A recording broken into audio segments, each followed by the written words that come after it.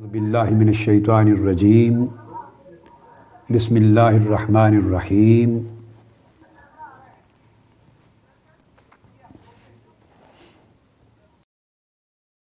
ربنا واجعلنا مسلمین لک ومن ذریتنا امة مسلمة لک وَأَرِنَا مَنَاسِكَنَا وَتُبْ عَلَيْنَا إِنَّكَ أَنْتَ التَّوَّابُ الرَّحِيمُ رَبَّنَا وَابْعَثْ فِيهِمْ رَسُولًا مِّنْهُمْ يَتْلُو عَلَيْهِمْ آيَاتِكَ وَيُعَلِّمُهُمُ الْكِتَابَ وَالْحِكْمَةَ وَيُزَكِّيهِمْ إِنَّكَ أَنْتَ الْعَزِيزُ الْحَكِيمُ صدق اللہ مولانا العظیم۔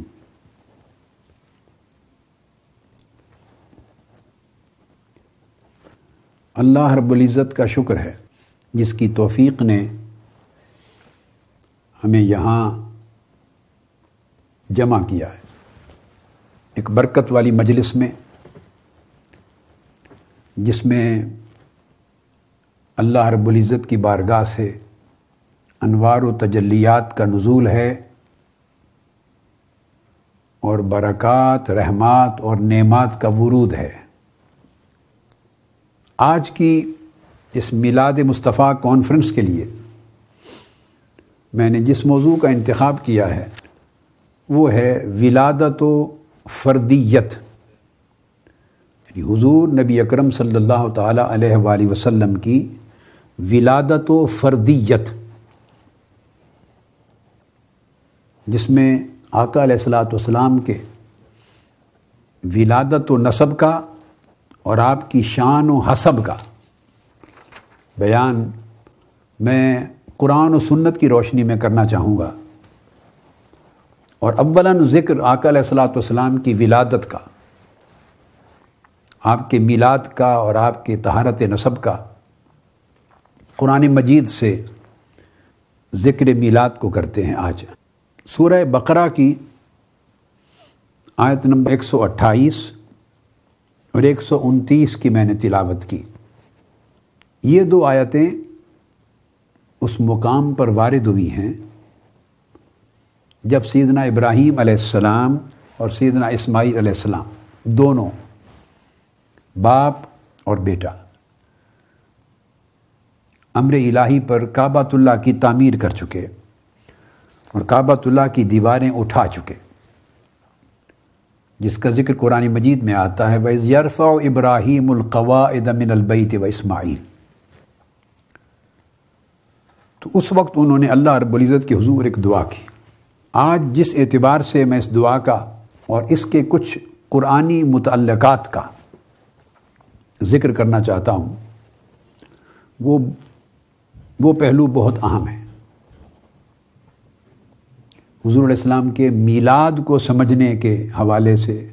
اور عظمت میلاد اور عظمت نسب محمدی کو جاننے کے حوالے سے صلی اللہ علیہ وآلہ وسلم، گویا یہ ذکر میلاد مصطفیٰ ہے قرآن سے بالفاظ دیگر۔ تو آپ نے دعا کی سیدنا ابراہیم علیہ السلام نے اپنے صاحبزادے حضرت اسماعیل علیہ السلام کو ساتھ ملا کر عرض کیا ربنا واجعلنا مسلمین لک، اے ہمارے رب ہمیں اپنی بارگاہ میں اپنی عبادت اور اپنی اطاعت میں ہمہ وقت سر تسلیم خم کرنے والا بنائے رکھ۔ اور پھر یہ التجا کی جو بطور خاص توجہ طلب ہے،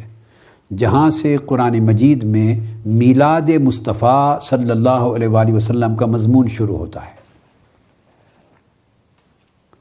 عرض کیا وَمِن ذُرِّيَّتِنَا أُمَّةً مُسْلِمَةً لَكَ، اور باری تعالیٰ ہماری ذریت میں سے، یعنی ہم دونوں کی نسل میں سے ایک امت مسلمہ قائم کر جو باقی رہے، کیسے باقی رہے، کب تک باقی رہے، اس کا ذکر ساتھ ہی اگلی متصل آیہ کریمہ میں آ رہا ہے۔ عرض کیا باری تعالیٰ ہماری ذریت میں سے، اور یہ بات توجہ طلب ہے، ہماری نسل اور ہماری ذریت میں۔ اب یہاں ایک بات ذہن نشین کر لیں کہ جب سیدنا ابراہیم علیہ السلام یہ دعا کر رہے ہیں تو اس وقت ان کے صاحبزادے، ان کے ساتھ جو صاحبزادہ موجود ہے وہ سیدنا اسماعیل علیہ السلام ہے، اور دعا میں کہہ رہے ہیں ربنا وجعلنا مسلمین لک ومن ذریتنا امۃ مسلمۃ لک، کہ باری تعالیٰ ہماری ذریت اور ہماری نسل میں ایک امت مسلمہ قائم کر اور قائم رکھ، ہر دور میں، ہر زمانے میں۔ تو جب ابراہیم اور اسماعیل علیہ السلام نے مل کے یہ دعا کی کہ ہماری ذریت اور ہماری نسل میں امت مسلمہ کو قائم رکھ، تو اس کا مطلب یہ ہوا چونکہ دعا میں سیدنا اسماعیل علیہ السلام شامل تھے، تو اب اس قرآن مجید میں ذکر اس نسل و ذریت کا ہو رہا ہے جو ابراہیم علیہ السلام کی نسل سیدنا اسماعیل علیہ السلام کی ذریت سے چلی، اس کا ذکر ہو رہا ہے، اس نسل ابراہیم کا جو ذریت اسماعیل سے چلی، اور اس مقام پر اس نسل ابراہیم کا ذکر نہیں ہے جو ذریت اسحاق سے چلی۔ تو میری مراد یہ ہے کہ اس مقام پر دعا میں کہ میری نسل میں ایک امت مسلمہ قائم رکھنا، اس دعا میں اس وقت بنی اسرائیل کو شامل نہیں کیا، بلکہ دعا کو خاص کیا بنی اسماعیل کے ساتھ۔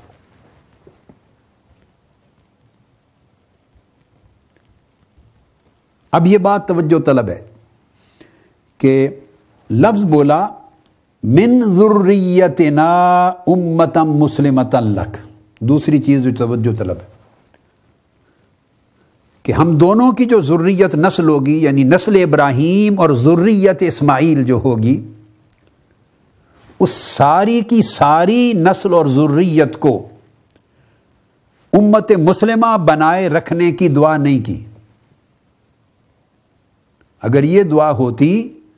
تو نسل اسماعیل علیہ السلام سے کوئی فرد یا مرد و عورت 3000 سال میں کبھی کافر و مشرک نہ ہوتا۔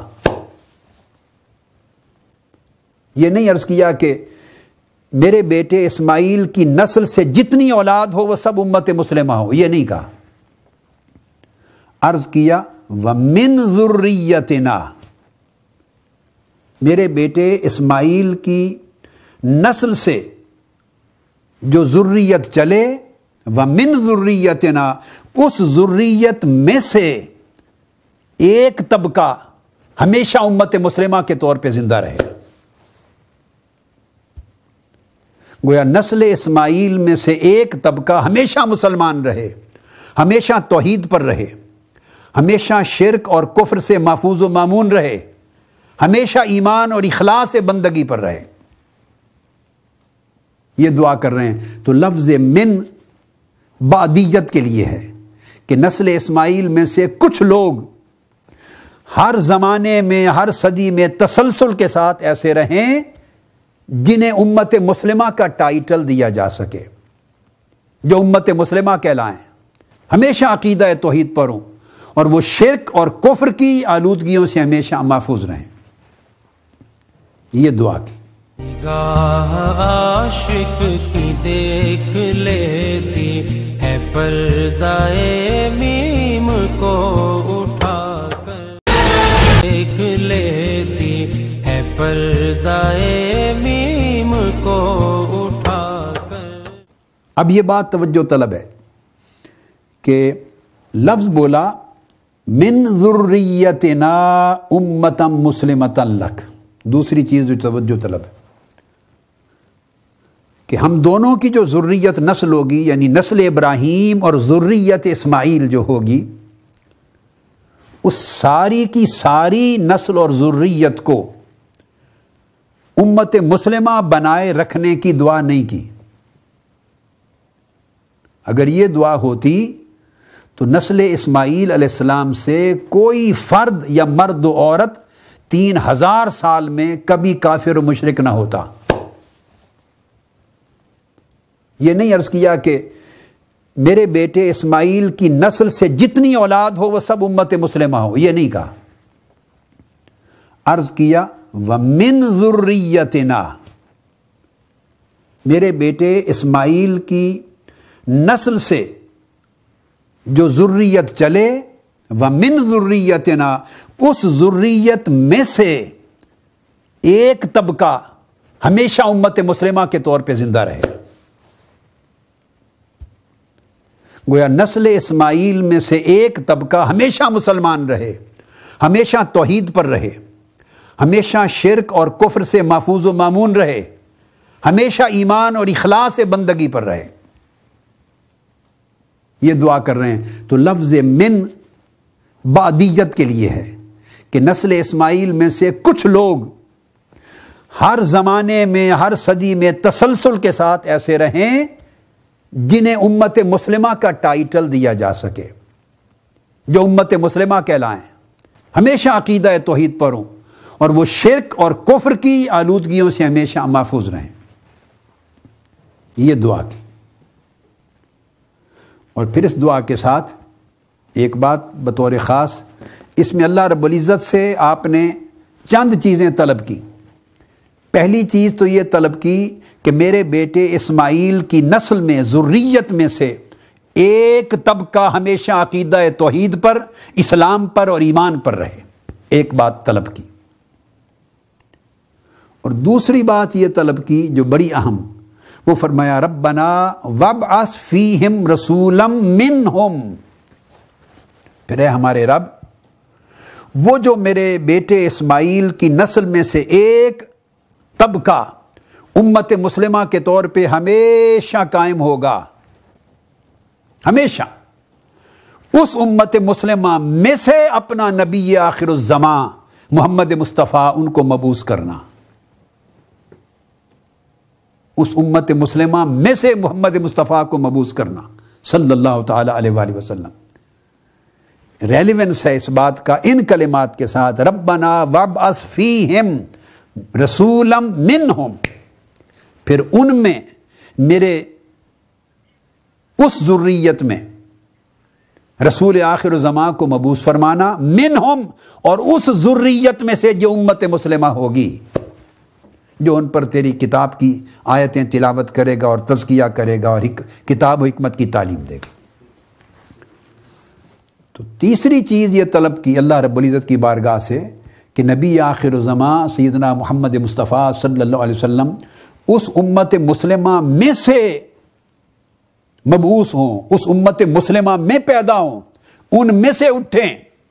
جو میرے بیٹے اسماعیل کی نسل میں سے ہو، بنی اسماعیل میں جو طبقہ امت مسلمہ ہوگا نسلاً بعد نسلن،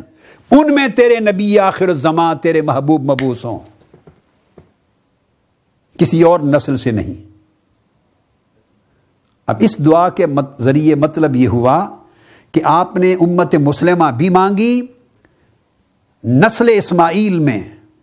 اور امت مسلمہ کا تسلسل بھی مانگا تاجدار کائنات صلی اللہ علیہ وآلہ وسلم کی ولادت تک. ربنا وابعث فیہم رسولا منہم،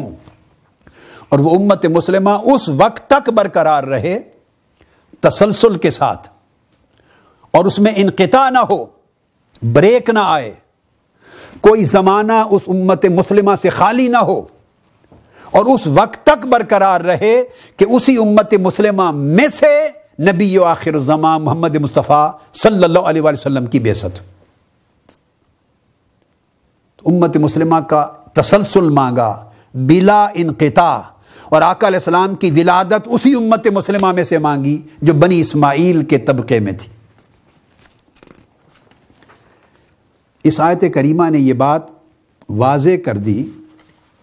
کہ قرآن مجید کی روح سے سیدنا ابراہیم علیہ السلام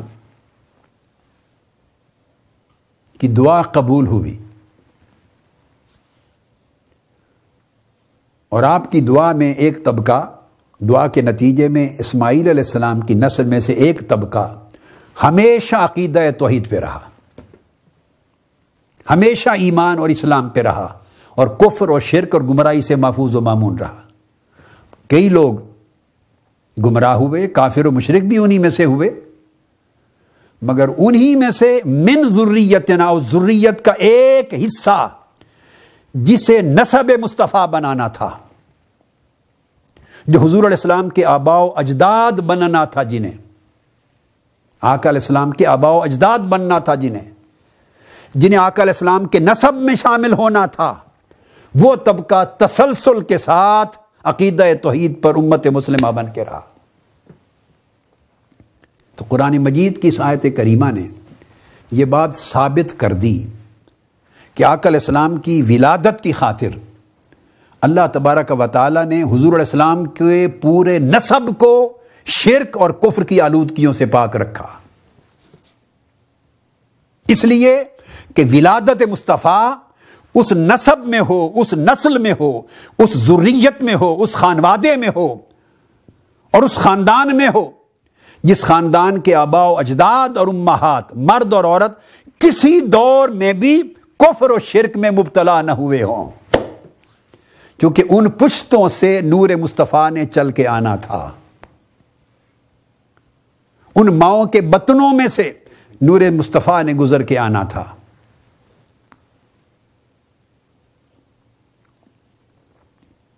لہذا میلاد مصطفیٰ کے لیے، میلاد آپ کو معلوم ہے ولادت کو کہتے ہیں عربی میں، میلاد، مولد، ولادت ایک لفظ ہے۔ ولادت مصطفیٰ کے لیے، تاکہ حضور کی ولادت طہارت کے پر مشتمل نسب میں ہو، حضور کے میلاد کے لیے رب کائنات نے ہزارہا سال تک جو آپ کے آباء اور امہات کا نسب تھا، ان کے ایک ایک فرد کو، مرد تھا یا عورت تھی، ان کی پشت کو اور ان کے بطن کو ہمیشہ ہزارہا سال تک شرک اور کفر کی آلودگیوں سے محفوظ رکھا، تاکہ حضور علیہ السلام کا نور جن پشتوں پر سوار ہو کے آنا ہے اور جن بطنوں میں سے گزر کے آنا ہے، کہیں بھی کفر و شرک کی آلودگی نہ ہو، تاکہ نسب مصطفیٰ پہ یہ تانا نہ آ سکے۔ یہ ولادت مصطفیٰ کے تقدس کے لیے اللہ رب العزت نے طہارت نسب مصطفیٰ کا اہتمام کیا۔ تو قرآن مجید کی اس آیت کریمہ نے یہ بات ثابت کر دی کہ آقا علیہ السلام کی ولادت کی خاطر اللہ تبارک و تعالیٰ نے حضور علیہ السلام کے پورے نسب کو شرک اور کفر کی آلودگیوں سے پاک رکھا، اس لیے کہ ولادت مصطفیٰ اس نسب میں ہو، اس نسل میں ہو، اس ذریت میں ہو، اس خانوادے میں ہو، اور اس خاندان میں ہو جس خاندان کے آباء و اجداد اور امہات، مرد اور عورت، کسی دور میں بھی کفر و شرک میں مبتلا نہ ہوئے ہوں، کیونکہ ان پشتوں سے نور مصطفیٰ نے چل کے آنا تھا، ان ماؤں کے بطنوں میں سے نور مصطفیٰ نے گزر کے آنا تھا۔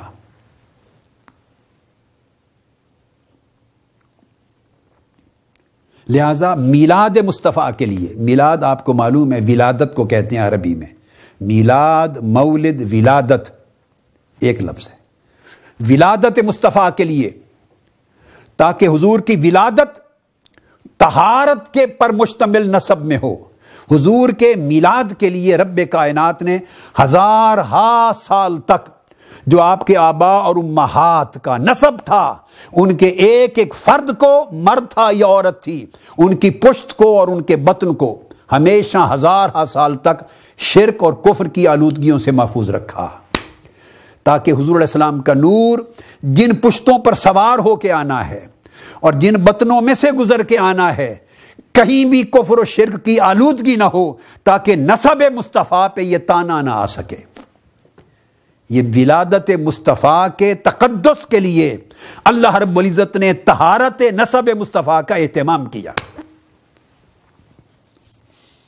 پھر قرآن مجید میں ایک اور مقام پر سورہ ابراہیم میں آیت نمبر 35 میں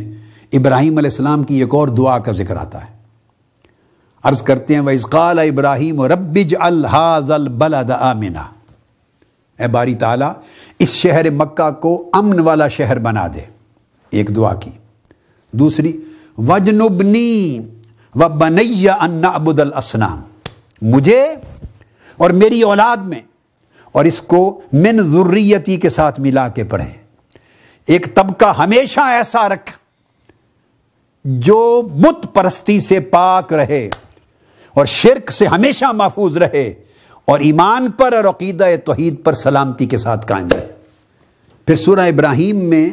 اسی سورہ میں آیت نمبر 40 پہ دوبارہ سیدنا ابراہیم علیہ السلام کی ایک اور دعا آتی ہے۔ یہ ساری دعائیں دعوات ابراہیمی میلاد مصطفیٰ کے لیے آ رہی ہیں،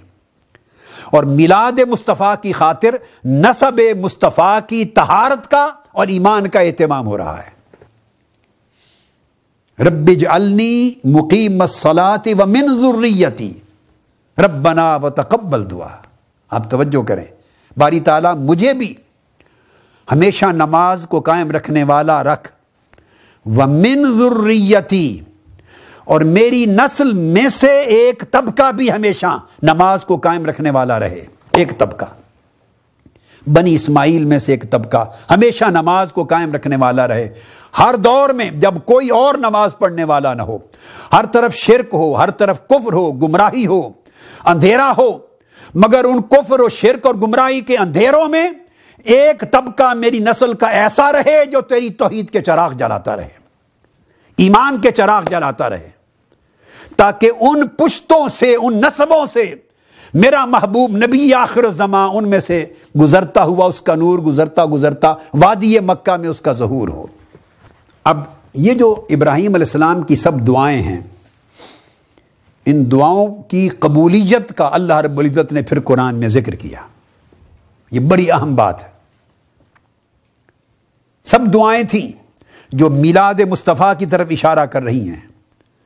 اور کعبۃ اللہ کی تعمیر کر کے، مزدوری کر کے، رب کے گھر کی تعمیر کرنے کی مزدوری پر اللہ سے مزدوری طلب کر رہے ہیں میلاد مصطفیٰ کی، کہ میری نسل میں سے، میری ذریت میں سے ایک پاک امت ایمان اور توحید پہ قائم رکھ، اور ان میں میرے مصطفیٰ کی ولادت ہو، تیرے نبی آخر الزماں کا میلاد اور بعثت اس امت مسلمہ میں سے ہو۔ ساری دعائیں ابراہیم علیہ السلام کی، ان کی ترکیز ہے، ان کا مرکزی نقطہ میلاد مصطفیٰ ہے، اور میلاد مصطفیٰ کی خاطر طہارت نسب مصطفیٰ ہے، کہ جس نسب سے نور مصطفیٰ نے گزرتے ہوئے آنا ہے اس نسب کا ہر فرد پاک رہے، اور حضور علیہ السلام کی بعثت میری نسل میں ہو۔ آپ کی کل دعائیں منتج اس نقطے پر جا کے ہوتی ہیں، ابراہیم علیہ السلام کی۔ اب دیکھنا ہے کہ اللہ تبارک و تعالیٰ اس دعا کو قبول کرتا ہے، اور کیسے قبول کرتا ہے۔ اس کا ذکر بھی ایک تو سورہ بقرہ میں اسی مقام سے پہلے آیا ہے، جس میں ارشاد فرمایا گیا وَإِذِ ابْتَلَىٰ إِبْرَاهِيمَ رَبُّهُ بِكَلِمَاتٍ فَأَتَمَّهُنَّ قَالَ إِنِّي جَاعِلُكَ لِلنَّاسِ إِمَامًا۔ جب اللہ پاک نے امتحان لیے ابراہیم علیہ السلام کی اور وہ سب امتحانات میں کامیاب ہو گئے، تو اللہ رب العزت نے اعلان فرمایا، خوشخبری دی کہ اے ابراہیم انی جاعلک للناس اماما، ہم تجھے اقوام عالم کی امامت عطا کریں گے۔ جب امامت کا اللہ رب العزت نے وعدہ کیا تو آپ نے عرض کیا قال من ذریتی، یہ اسی سورہ بقرہ میں باری تعالیٰ کیا یہ امامت، یہ سرداری، یہ پیشوائی، یہ سروری، یہ رہبری میری ذریت میں سے بھی کئیوں کو نصیب ہوگی؟ وَمِن ذُرِّيَّتِي، کہ میری نسل میں سے بھی بعضوں کو نصیب ہوگی؟ جس پر اللہ رب العزت نے جواب دیا قَالَ لَا يَنَالُ عَهْدِ الظَّالِمِينَ، ہاں نصیب ہوگی مگر ظالموں کو میرا عہد نہیں ملے گا۔ تو آپ نے بتا دیا کہ ہاں آپ کی امت میں دو طرح کے لوگ ہوں گے، امت آپ کی نسل میں ذریت میں دو طرح کے لوگ ہوں گے، کفر و شرک اور ظلم میں مبتلا ہو جانے والے بھی ہوں گے، انہیں نکال باہر کر دیا جائے گا،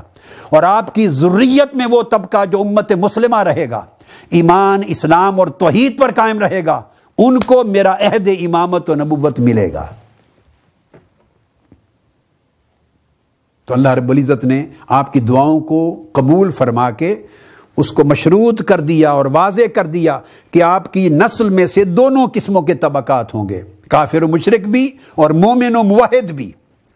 اور یہ امامت و نبوت کا جو کرم ہے آپ کی ذریت اور نسل میں سے ان میں سے گزرتا ہوا جائے گا جو ایمان پر ہوں گے، اسلام پر ہوں گے، طہارت پر ہوں گے۔ تو قرآن مجید کی اس آیت کریمہ نے یہ بات ثابت کر دی کہ آقا علیہ السلام کی ولادت کی خاطر اللہ تبارک و تعالیٰ نے حضور علیہ السلام کے پورے نسب کو شرک اور کفر کی آلودگیوں سے پاک رکھا، اس لیے کہ ولادت مصطفیٰ اس نسب میں ہو، اس نسل میں ہو، اس ذریت میں ہو، اس خانوادے میں ہو اور اس خاندان میں ہو جس خاندان کے آباء و اجداد اور امہات، مرد اور عورت، کسی دور میں بھی کفر و شرک میں مبتلا نہ ہوئے ہوں، کیونکہ ان پشتوں سے نور مصطفیٰ نے چل کے آنا تھا، ان ماؤں کے بطنوں میں سے نور مصطفیٰ نے گزر کے آنا تھا۔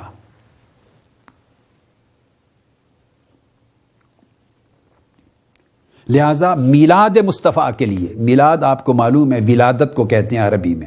میلاد، مولد، ولادت ایک لفظ ہے۔ ولادت مصطفیٰ کے لیے